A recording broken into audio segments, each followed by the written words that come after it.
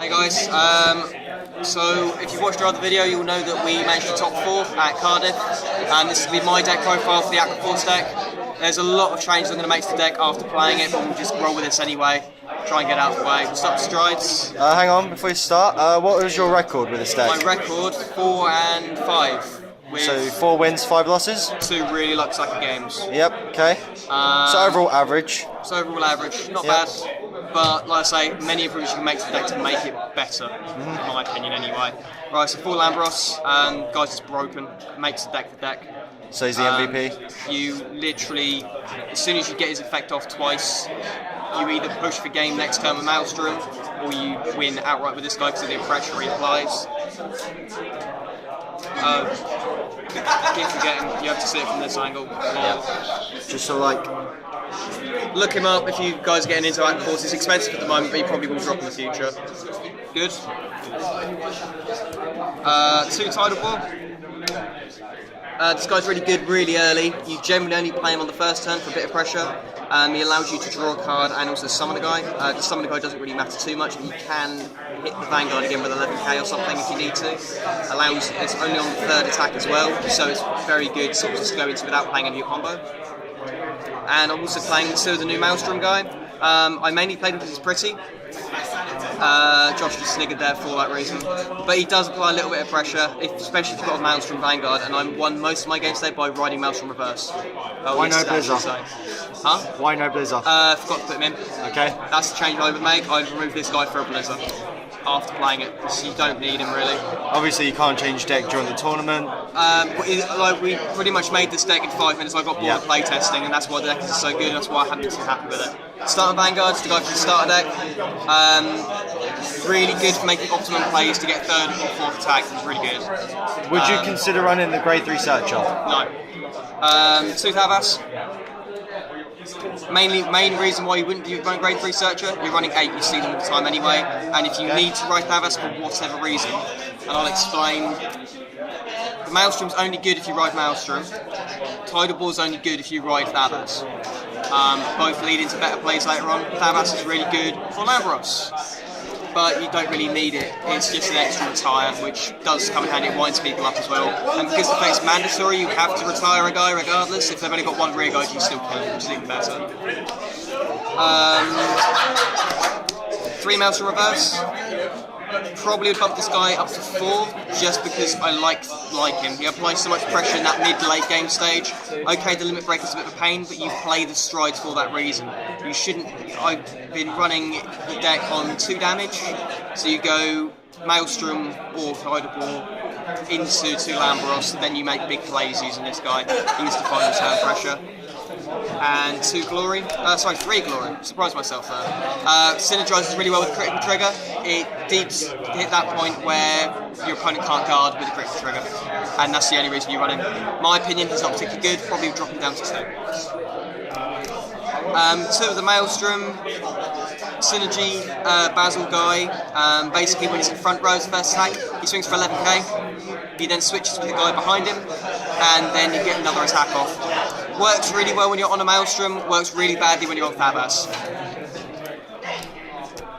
So with this guy is silly good. 19k on 3rd attack when you're on G1. When you restand him with Lambros, he goes up to a 29 by himself, which is a little bit ridiculous.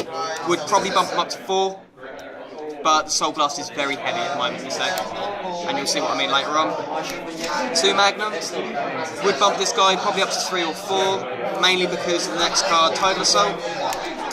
I whiffed on a ruling on this guy during the tournament. He only stands on the 1st attack on Vanguard. You can't stand him on later on, even if you haven't used the ability, because the effect is mandatory. So Magnum probably get bumped up in the deck just for the sheer fact it does the same thing, but you can activate it whenever you want. So yeah, 4 Tidal Assault to Magnum. Grade 1s, Perfect Guards. Protect your rear guards, this guy says. After this, we're gonna play test with the I've got one in their hands. Damage on Flipper. So he's not currently in the deck, but we picked up 4 today. Might give him a go. You don't need the damage on flips really, and discarding 1 really is an issue. Plus, she's pretty, so I can't argue with that. Full stride, assist, enablers. The only reason you run 2 Thabas, or my theory behind it, is you can search him out if you need to. Done this a couple of times, it has won me a couple of games, just on the basis he applies to retire pressure, and also you have to stride in this format. Whirlwind Brave Shooter, pretty good guy, very similar to the 9k grade 2 equivalent. Soul Blast 1, he goes up by 5k. I might run 2 of him still, need to play test around with him. He's very good on the 3rd attack, but doesn't really do an awful amount, just a nice 7k booster. And Freya, this girl, she basically Soul Blast 1, Counter Blast 1. When she boosts on the attack of a Vanguard, you restand your guy, and that guy basically becomes target assault, so he loses 5,000. Really good on Lambros plays. If you give a guy a critical trigger and stand him with 10k, you can pull off some really funny shenanigans with this girl. Triggers, 4 of these, synergise really well with any Maelstrom, prevents them from guarding with grade 0s, which is just good on the 4th attack, a little bit silly. A Maelstrom, all the Maelstrom cards in the deck on limit break boost themselves by 5k. 2 more random crits, because crit triggers are a pain in the backside to get, but I would swap them out for these guys, because it's just unflip damage, and they add into Soul. Didn't actually use the effect for this, but critical triggers, the 5k attack does not matter.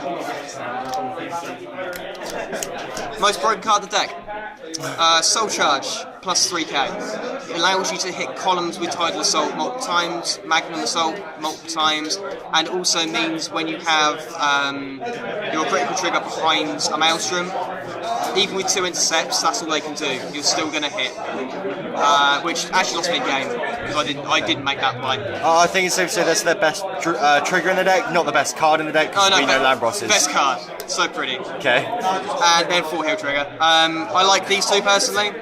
I got told by one of the teammates who could come make it to run this one, and then the guy from the other team told me I had to run the Sailor Boy just because I had to. Okay. That's pretty much it. Nothing else I really need to explain. You need to learn the deck. I'm sure we'll have other things up in the future regarding Aqua Force.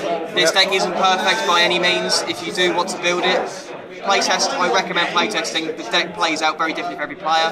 For me and Chris, who's another one of the guys who brought down with us, Maelstrom is probably the way to go. Everybody else seems to like Fabas, and just build it how you like to play it. Well, one thing we learned this weekend for definite is Rogue is good. Admittedly, the top decks are going to be the ones like Shadow Paladins or Kagro for the most part, because more people play them. So play what you like. Pro tip. Alright.